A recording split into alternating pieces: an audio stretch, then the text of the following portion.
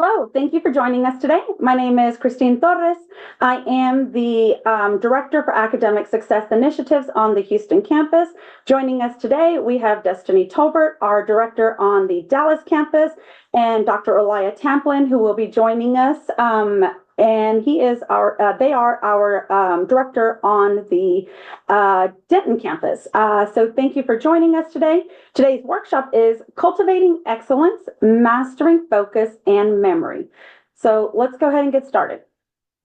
If you have any questions along the way, please drop your questions in the Q&A portion and we'll get those answered for you. We'll ask for participation throughout the presentation, so you're more than welcome to take your mic off, ask a question, and then both Dr. Templin and Destiny will help with filtering those and getting those answered.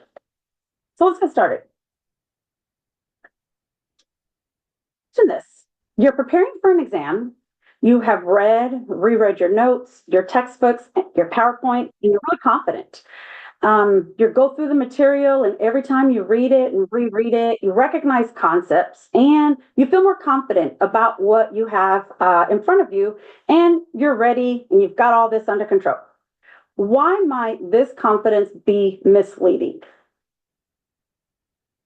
Anyone? So we're reviewing, we're reading, we're going over our information. Why might this be misleading? Well, it could be that you are confusing your familiarity and with your actual knowledge. So recognition is different than understanding the material. So this confidence is misleading because you haven't fully tested your ability to actively recall or apply the information that you've learned. All you've done is read and reread.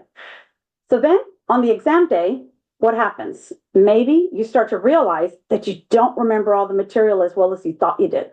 You know the definitions, but you just can't apply the definitions, and you lack the ability to explain and apply things when it comes to being tested on an exam. This might be because even though you've dedicated time to studying, you were just recognizing the information instead of really taking the time to dive into it, to dig deeper. Real learning happens when you go beyond simple recognition and actively engage with the material. So today what we're going to do is we're going to explore how real learning happens. Today we're going to be covering these areas: understanding cognitive biases and the impact on learning, study techniques to boost memory and focus, and how to stay motivated and overcome distractions. We're going to finish up by looking at some practical tips for lifelong learning. Let's get started. Understanding cognitive biases and the impact on learning. To master focus and memory, we need to address how our thinking affects learning. And this brings us to cognitive biases and the impact they have on our learning. Cognitive biases are mental shortcuts that our brains take that can lead us to think or make decisions in ways that aren't always accurate. It's a way of thinking that causes us to see things differently or jump to conclusions without fully realizing it. So today what we're going to do is we're going to look at three biases that impact learning. And they might not impact you directly, but you might also see some of these biases in other people. So let's look at them. Our first one is confirmation bias. So with this one is really common, confirmation bias. So have you ever noticed how when sometimes you or someone you know focuses on information that supports what they already believe? So they have this preconception of what they believe, and they disregard anything that contradicts it. That's confirmation bias.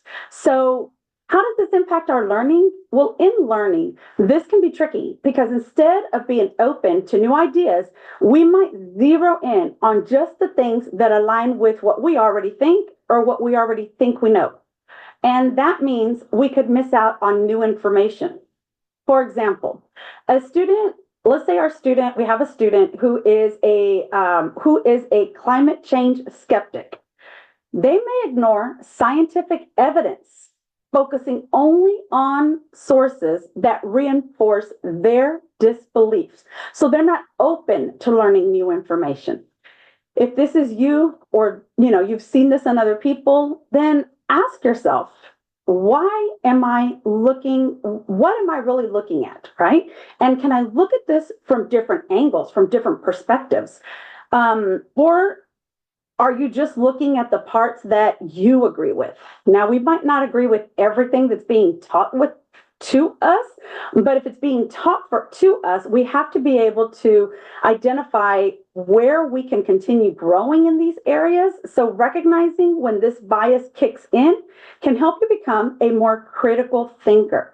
So those of you who are studying in maybe a nursing field or in a teaching field or a counseling field, ask yourself, like, as a nurse, as a doctor, as a therapist, how can I think about this? Well, what if this were the case? So by asking yourself these questions and thinking this way, you can avoid being stuck within the constraints of confirmation bias. So challenge your own assumptions. Keep an open eye, an open mind, and be ready to take in new information. So here's another bias that can impact learning. It is the Dunning-Kruger effect bias. It affects how we judge our own abilities. Have you ever noticed that sometimes the less we know about something, the more confident we become? It's that overconfidence that comes from not realizing just how much we don't know. So maybe this is just the surface knowledge of things, but once you start digging deeper, that's because you've asked yourself these questions. How can I learn more? How does this apply to me? Do I really understand the material? But when we're confident at that first layer, we don't dig deeper. So in learning, this bias can be a problem. It could be a real problem. You may think that you understand a topic well, but in reality, on an exam day, maybe you notice that there are some big gaps in what you do know and what you don't know. This overconfidence may have caused you to skip a study session. Maybe you didn't attend a workshop, a tutoring, a review session. Maybe you didn't put in the extra time to study. This can oftentimes lead to be underprepared. So this is something that you have to watch out for. Let's look at this example.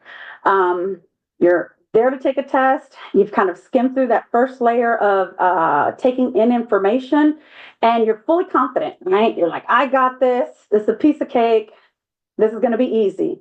Then come exam day, you begin to realize that maybe you did not understand the material as well as you thought. Maybe when you took that quiz was easy, but you didn't dig deeper to continue testing yourself in the area that are going to be on an exam or on further, that's required for further learning and application, that critical thinking piece. So the Dunning-Kruger effect teaches us that sometimes we don't know what we don't know. And we have all heard that before. So when it comes to overconfidence, it can prevent us from being adequately prepared or from seeking help when we need it. It's okay to reach out to your professors. It's okay to start a study group. It's okay to ask questions. It's okay to do these things when we feel that we don't have all the knowledge we need. So next time, when you feel like you've mastered something really quickly, I want you to take a step back and ask yourself, is there more that I can do to learn? Recognize that this bias does exist, and if it's happening to you, ask yourself, what can I do to help me in this situation so I can take a more realistic approach to learning? Our last bias is self-serving bias. This is another very common bias, self-serving bias. This is when we tend to take credit for our successes, saying it's because, we put in the hard work, we put in the time to study, we're doing the right things and we're on track. But when something doesn't go well, we're quick to blame outside factors like, well, my teacher didn't give me my study plan till a day before. I didn't get a review session. I couldn't go to the review session because it was at a time that I couldn't go. When we start making these excuses, then this is where self-serving bias is in place. So in reality, you probably just didn't study. You didn't dig into the material as you normally would. You didn't do the digging. We didn't take it a step further. So by blaming the professor, the exam, the situation, the date, the format, when we look at shifting blame, you're missing an opportunity for you to improve. So self-serving bias can stop us from taking responsibility for your own learning. When we blame everything else, we miss opportunities to reflect on what we can do better and what we can do to improve the next time. So the next time you don't get the results you were hoping for on an assignment, an exam, a project, ask yourself, what could I have done differently? Maybe this has already happened to you and you're getting ready for another exam. Ask yourself, what could I do differently? So these biases, the reason we're covering these biases is because it's about reflecting, learning, and adjusting. Remember, it's about a process, right? We're looking for progress, not perfection. Every step forward brings you closer to your goals. By recognizing your biases, you can avoid focusing on what you really believe and overestimating your abilities or blaming external factors. Instead, you can take control of your learning, seek help, be open to feedback, and continue improving. Before we dive into study techniques, it's important to understand why we forget. We just learned about cognitive biases and how they affect the approach to learning and memory. So for example, remember we said, we can focus only on what we think we know, we can overestimate our confidence or not understanding or blame outside factors. This leads us to the forgetting curve, a concept that shows how quickly we lose information if it's not reviewed. So the good news is that I'm also going to be talking about how to counteract this natural decline in the forgetting curve. So let's cover the forgetting curve. Some of you may have seen this, but if not, it is okay. This is the forgetting curve, and you can see that on the left-hand side, you see the percentages starts off at 100% and it goes down to 20%. The bottom of this chart has a number from 1 to 7. Those numbers 1 through 7 are the days remembered. So the percentage is how you retain information. So this curve illustrates the challenges we face when trying to remember new information. The forgetting curve is a concept that illustrates how quickly we lose information after learning it, especially if there's no review. So if you don't review before you go to class, or the only time you're reviewing is when you go to class, it's not going to stick. It's not digging deeper. You're not doing more than what you can be doing to retain this information. So if you look at the chart, memory peaks right after learning. So it's the first time you learn this information is when it is fresh and when your interest and your ability to retain this information is at its peak. Without review, memory retention significantly drops within 24 hours. So if you don't go back and review this within 24 hours, there is a quick decline, and it's almost up to 50% decline if you don't go back and review this information. So up to 80% is forgotten after a few days without any review. So let's look at how we can counteract that. Ways that we can counteract that are by looking at a process of reviewing. You can combat this natural forgetting process by using techniques like spaced repetition and active recall, and we're going to be covering these. These techniques help reinforce the material at strategic intervals, and it makes it easier to retain information in the long run. Now, you don't have to review every single thing, but you do have to identify what you're going to be reviewing so that you're to the point to where you fully understand it. And it's different for each class, each subject, each person. So reviewing after 24 hours boosts your retention. Spaced repetition strengthens memory and reduces forgetting. So if we're doing it more than once, more than twice, then you're more likely to retain this information. Each review extends how long you remember. The forgetting curve shows us how quickly we lose information if we don't actively work to retain it. So the key is actively working to retain it. It's what you're doing to make sure that you're understanding the material. By understanding this forgetting curve, we can implement strategies that directly address the issues and help us retain information more effectively. So studying is not just about putting in the hours, it's about making those hours count. So one way to do that is by using spaced repetition. Spaced repetition is when we review material in smaller chunks and different amounts of time, and it could be a week, 2 weeks. It's really how much time you need to invest into digging deeper into a topic. By using spaced repetition, it reduces cognitive overload and it encourages active engagement. Active engagement is where we're pulling apart what we don't understand and we're taking the time to do our research, go to a professor, go to study hours, go to review hours. We're putting in extra time so that we can learn it in different ways.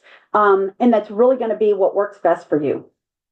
It helps us identify our knowledge gaps. So as we're doing this, and say, for instance, day one, we learned the information, and now day three, we're reviewing it. Well, we should be reviewing a summary of what we do know, and then digging deeper into the information we don't know. And then if we need to review it more, then we schedule more time to be able to do that. That is spaced repetition. So it's just gradually spreading out what you need to learn over a period of days in a sequence that works for you. Active recall. Active recall, I'm going to play a short video so that you can see a great explanation of active recall. Picture this, you've spent hours studying for an exam, but when it comes time to take the test, you find yourself struggling to remember what you've learned. You start to panic, wondering where it all went wrong. Well, it's probably too late for you on that test, but on the next one, you can use the concept of active recall. Active recall is the process of actively retrieving information from memory rather than simply rereading and reviewing it passively. And there's tons of research that shows that active recall is the single most effective study technique, as it helps to strengthen connections between neurons and enhance long-term memory retention. You can incorporate this into your life in different ways, like flashcards and quizzes and practice tests. By testing yourself on what you've learned, you can identify areas where you need to focus more attention and reinforce your understanding of that material. So next time, don't think you're going to learn anything by reading things passively. Instead, try to actively recall the stuff that you've learned. Picture. There's different ways to do this. You can do flashcards. With flashcards, it's kind of like the prime example of what active recall is. If you ever have a flashcard and you look at the front, active recall is where you can reproduce the answer without guessing or without missing and without looking on the back. So you automatically are able to produce the answer. That's active recall. You can also help get towards active recall by creating practice quizzes. There are a couple of online tools that you can do for that.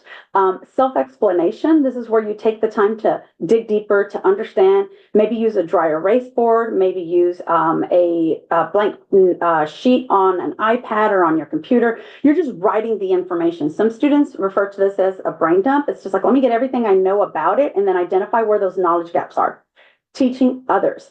So if you are able to teach somebody else the subject, then you're able to also identify these knowledge gaps and then feel more confident about the material that you are able to recognize. And then the brain dumps. This is where we just say, we're going to put everything out on paper and then identify where these knowledge gaps are happening. Picture this. You spent hours studying for an exam. Go to the next slide. So this is a worksheet that I wanted to share with you and show you just how to do this. You might not need this, but it's just in case. It's just a tool. What I wanted to do is, and I dropped the link in the chat button, what I wanted to do is give you a tool that would help you to be able to identify these dates without thinking too much. So let's just say, for instance, you're doing A and P and notes exam material, right? So we're going to say original study date. If you click into here, it'll let you pick a date and then it'll automatically pick the other dates for you so that you can plan your studying. So it kind of takes let me get into a calendar. Well, this is 1 day, this is 3 days, this is 6 days. So this is not something that you have to use for every topic, every content. But if you're studying for an exam, if you have overlapping classes that have exams, this might be something that you would want to use to help you get through it. Then you can also, once you've done it, you can do this. You can check it. But if you don't need it, you can delete it. So just a tool I wanted to share with you, in case this helps you with planning spaced repetition, you can use this. So let's talk really quickly about speed versus effectiveness in learning. Sometimes we overestimate the content, how deep we need to get into it, and we don't allow ourselves enough time. This is where it comes to time management. But if you are struggling with time management and we are speeding through what we have to do, we're not really digging deep. We're not really putting that extra effort in. So here are just some things just to be mindful of as you continue through this semester and through your academic journey. Take these things into consideration so that they can help you when it comes time to making decisions on what you're going to study and how you're going to study. Your reading speed. Faster reading often doesn't result in often results in lower comprehension. So if you're reading just to read, but you're not doing anything with the information, you're on a time crunch, you've got other things on your mind, then your reading speed can also impact the information that you're taking in. The basic key is if you understand it, you can read faster. If it's new information, read slower, but make sure that you're allowing enough time to be able to read.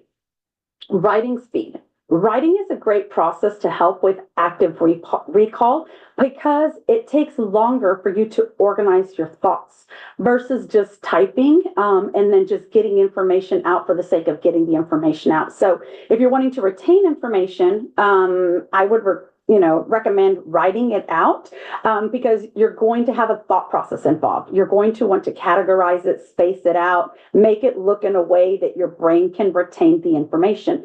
But if you're in a class that's high paced, maybe you want to consider printing your PowerPoints before going to class, so it's less writing that you have to do, but you're still writing, or making that decision if you're going to be using a tablet or laptop versus by hand. So those are things to take into consideration so that we're effectively taking in the information. Note taking, again, just handwriting is slower, but it improves retention. Processing information. We all process information differently. If you're seeing information for the first time in a lecture, then yes, it's going to be harder for you to understand the material. So then I would recommend reading, and we all should be reading before we're going to class, at least skimming. But if you're multitasking when you are reading, then it's more difficult for you to process information. So just keep that in mind and keep your tasking to a minimum, or try to only do the reading, the learning, the studying at one time. Learning retention. So this is where we talk about building the space, so building a schedule for that spaced repetition so that you can process the information all over short intervals of time, but you're also breaking that information down. And then rereading. So this is where we give false hope and that we are retaining the information, but all we're doing is understanding the information. We're recognizing the information and not understanding. So just be aware of the differences between speed versus effectiveness and how it applies to what you're learning and when you're learning it, and then what you're going to do to make changes so that you're not stuck in just doing something to do it, but doing it for a purpose. So, how to stay motivated and overcome distractions. To maintain motivation and to stay on track, it's important to understand how to manage distractions effectively. Distractions. What is the definition of distractions? Distraction means doing something that takes you away from your goals. So if you think of distractions, it could be, phones, tablets, notifications, being in an environment that has a lot going on, just a lot of, people watching, a lot of noises that aren't allowing you to concentrate. So if you think of distractions as anything that pulls you away from your goals are to complete this semester, complete next semester, and then graduate in your career path. It's that tempting urge to check your phone, to maybe watch a show, binge watch a show, get in your bed, just meaningless scrolling through your phones. All these are distractions. And distractions are just harmless procrastinations. It just keeps you from reaching your potential and achieving your goals. So you need to be aware of this. But I want you right now, just do me a favor, and I want you to look at the word distraction and look at it and let me know if you see this. Traction. Did you know that the opposite word for distraction is traction? And did you know that traction means doing something towards your goals?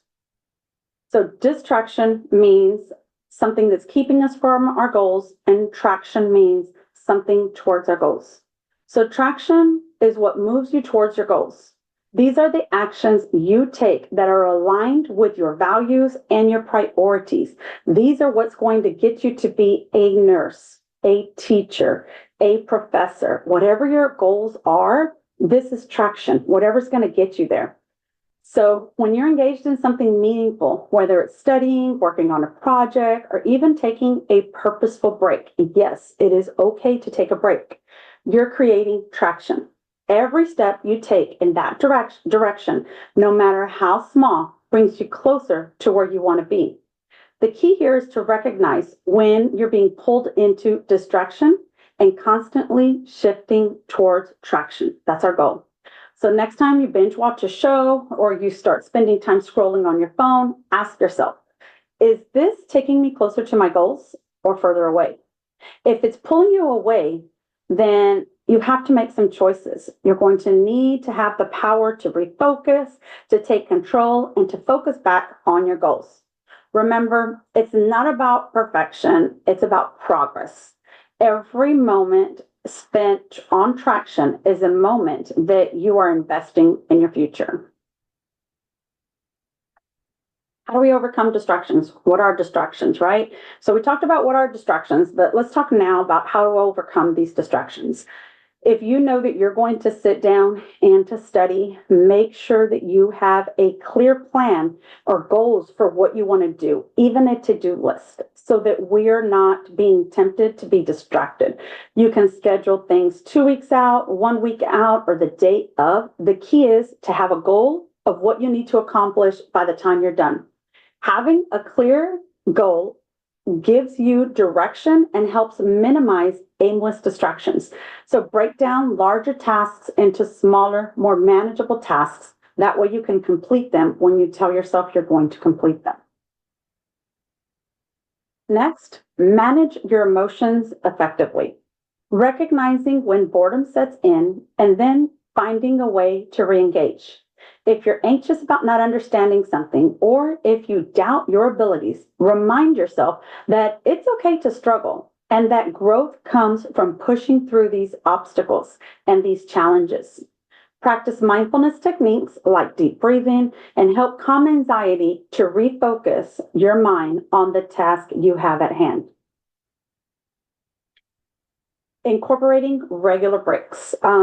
I've spoken before about the Pomodoro technique. So the Pomodoro technique is a time management technique where when you focus on a task, you start off with 25 minutes focusing on that task, 5-minute break, 25 minutes again, 5-minute break, 25 minutes again, and then a 15-minute break. So these regular breaks are important, but they're important for you to be able to recharge, to be able to redirect your energy. If you see that you are not managing your emotions, we're getting anxious, we're getting tired, we're feeling nervous, pay attention to what that is and take a break. It's okay, take a break. You cannot sit at a computer, at a desk, in a library for hours without getting up. It's important for you to get up, to stretch, go outside, have something to eat, have something to drink, make sure that you have these. So give yourself that grace to be able to do those things. Taking breaks, it's not a distraction. It's a strategy for maintaining focus. So schedule short, regular breaks, and then use the time to step away to be able to practice these things to help you. So when you do come back, when you return to your task, to whatever you're working on, you come back with a clearer mind and renewed energy. Prioritize your well-being. this includes diet, sleep, and exercise. Your overall well-being plays a huge role in managing distraction. Eating balanced meals and can help you stabilize your energy levels, making it easier to concentrate. So if you get in a car and it has no gas, you're not going anywhere. The same thing with our bodies, right? If we have no energy, if we have not slept, if we have no food, we can't go. So that's something to keep in mind and to make sure that we are sleeping adequately. Sleep helps us with focus. Without it, you're more likely to get distracted. So regular exercise also boosts mood and mental clarity. So helping you to stay on track throughout the day. Now, you don't have to be at the gym for 20, 30, 40 minutes, an hour a day. You just have to be able to sprinkle this in. And you don't have to go to the gym. You could take a nice walk. You can park further from a parking space just so that you have a little bit more time to get to the building, things like that. So along with these strategies, cultivating lifelong habits for continuous growth will help us maintain progress over time. So lifelong learning and tips for continuous growth.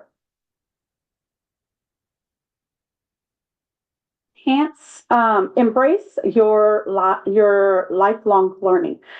Stay curious, explore, and broaden your horizons. If there's an opportunity to participate into something outside of class, extra credit, an opportunity to network, do these things because they're going to help you with taking in information, finding resources, and then continuing this growth mindset. And it keeps you within your major, your industry, whatever it is, so that you stay current on what's going on.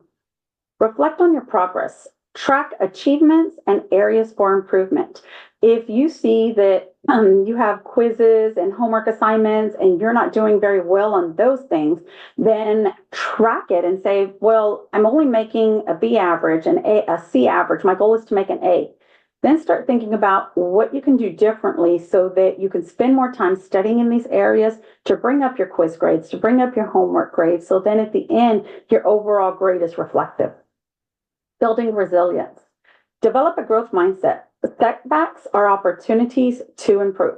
If you've ever experienced a setback and just tried moving forward without thinking about what you could have done differently, what are some other opportunities, what can you learn from this, then you're not allowing yourself to grow to your full potential. So building that resilience is, I'm going to learn from my mistakes, I'm going to learn from what I didn't do, and I'm going to continue to improve. So ask yourself these questions, right? So, excuse me, a setback is not an opportunity, it is an opportunity for you to think about what you can do differently.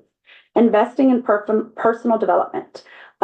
Make time and resources into improving skills that help you grow. There's plenty of opportunities to be able to do that, but it also gives you that added advantage that you can use on your resume when you're in a job interview. So these are all important aspects that employers look for. And then celebrate small wins. Remember, it's one thought at a time, one task at a time, and one day at a time. You don't have to solve everything and do everything in one day, in one moment. Please take your time as you are on this academic journey to help develop any areas that you need help in growing in and not being afraid to ask for help. Thank you for attending our presentation today. We do have a survey that I would like to ask if you can please take a few minutes to open up at least the window so that you can have access to the survey in your browser. And then I'd also like to give us an opportunity for anybody to ask any questions. Did we have any questions come up in the chat? Destiny or Dr. Tamplin?